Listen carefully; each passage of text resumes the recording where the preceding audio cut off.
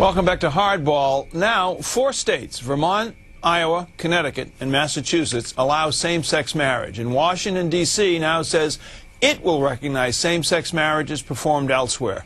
Some on the right are not pleased. Maggie Gallagher is the president of the National Organization for Marriage, and Joe Solmonese is the president of the Human Rights Campaign.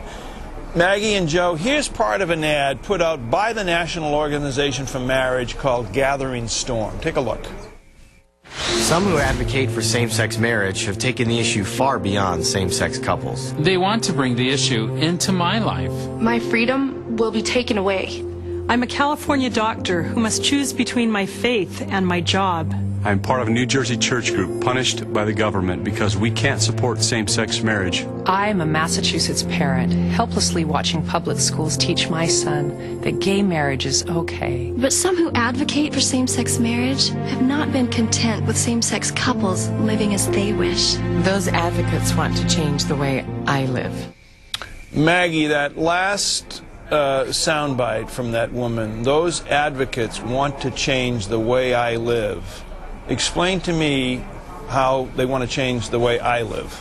Well, marriage isn't a private act, it's a public status. And when your government tells you that same-sex unions are marriages, it's going to affect a lot of people besides the couple who wants to do it. So public schools, when they teach about marriage, are going to teach that your views, they're going to teach your children and grandchildren that your views of marriage are discarded relics of ancient bigotry. And professionals from faith traditions that just don't recognize same-sex unions as marriages and organizations are going to find that their liberties are curtailed. The heart of the gay marriage idea is that there is no difference between a same-sex union and a union of husband and wife, and that you're a bigot engaging in discrimination if you think otherwise. Yeah, but that's an idea when the government endorses it has a lot of consequences. But I still don't get it, how, you know, if the couple upstairs, you know, Ray and Tommy, what do they have to do with my life downstairs? Absolutely nothing. The couple, Ray and Tommy, have nothing to do with it. I wish them the best. This is about how the government is going to define marriage, and it's going to define it for all of us. Joe? Look, what we saw happen in the last week was really, we crossed a very important line here in the fight for marriage equality. In a heartland state like Iowa, they issued a very powerful and sweeping statement that our families and the circumstances of our lives are just like everyone else's, and we ought to be afforded the same protections and the same responsibilities as everyone else.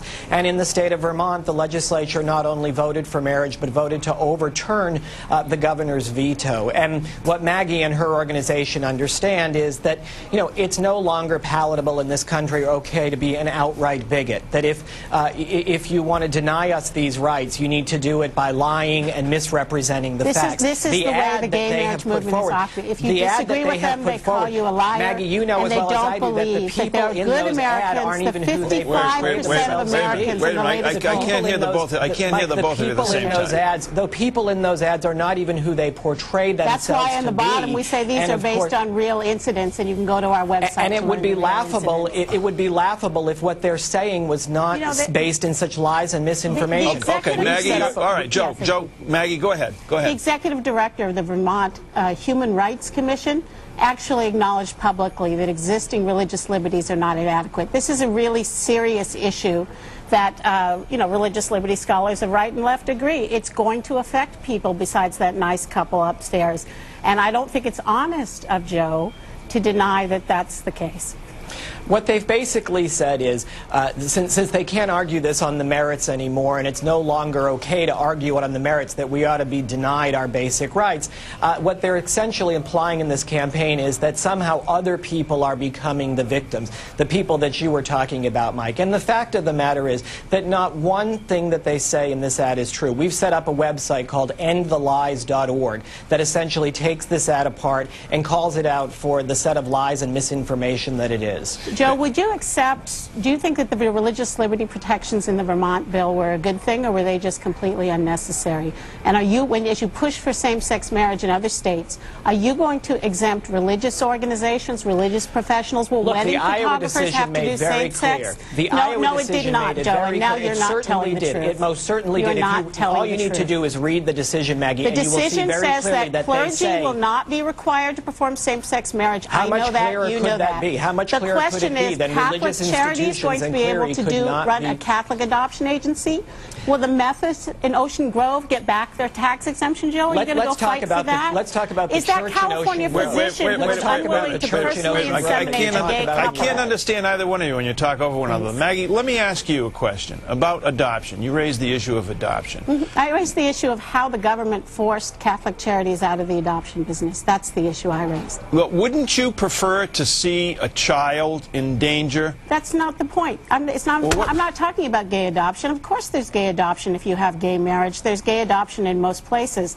The question in Massachusetts is, could one single adoption agency run along its own religious tradition and not place children with a same-sex couple? And the government said, no, I don't care how many children you can help. If you're not going to treat same-sex unions just like other marriages, we're going to put you out of business. It's a felony to run an adoption agency without a license in Massachusetts, and they will not give you one unless you agree to place children with same-sex couples on just the same basis as with a union of husband and wife, and Joe supports that. Joe?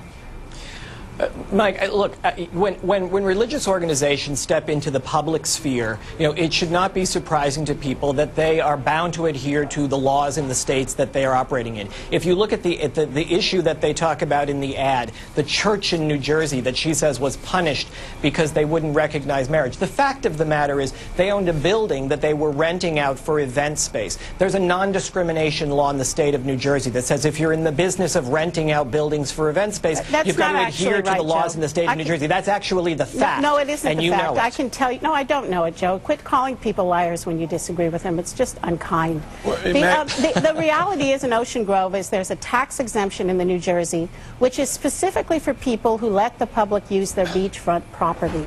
Okay? And the Methodists have a ministry there. They own property. They were not trying to keep gay and lesbian people from enjoying the ocean on an equal basis. But they have a pavilion. They only permit weddings there. It's against Methodist Church Code to do anything else, and they were stripped of their taxes. Wait a minute. Let's get away from going to the beach. Let me ask you, Maggie, one question. Why is it that seemingly all of the advertisements put out, largely from people, proponents of your side of this issue, would tell someone like me that if gay marriage is enacted in a particular state, they would imply that my marriage would be threatened? I've been married a long time. My marriage is threatened by the baseball season, going to too many night games, but it's not threatened by gay marriage. But why this insistence on trying to inject that fear element into I'm not trying to inject a fear. I'm trying to tell you what's going to happen. I'm not worried about your marriage. I'm worried about your marriage because of the baseball thing. But the reality is that the meaning of marriage will change for everyone. And the idea... this is what I care about. Marriage is the only institution we have that's about bringing together the two great halves of humanity, male and female, so that children can know and be known by and love and be loved by their own mother and father.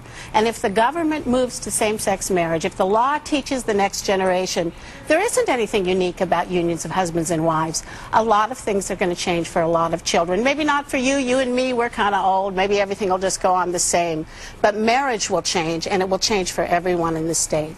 Maggie Gallagher, thanks very much. Joe Solmonese, thanks very much.